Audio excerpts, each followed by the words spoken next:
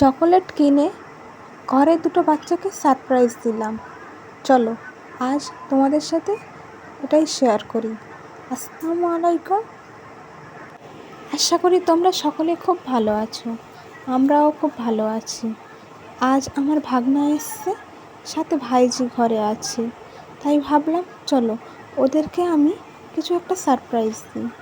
কিছুদিন আগে ইনস্টাগ্রামে একটা চকোলেট দেখেছিলাম যেটার উপরে নিজের ইচ্ছার মতন নাম লিখতে পারবো।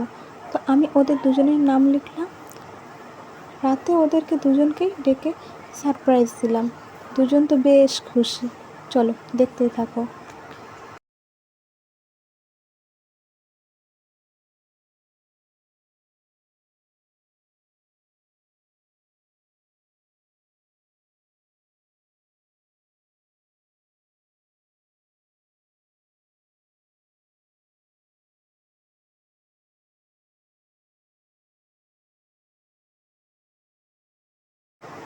আশা করি তোমাদের সকলের খুব ভালো লেগেছে, ওদেরও ভালো লেগেছে, আমারও খুব ভালো লেগেছে।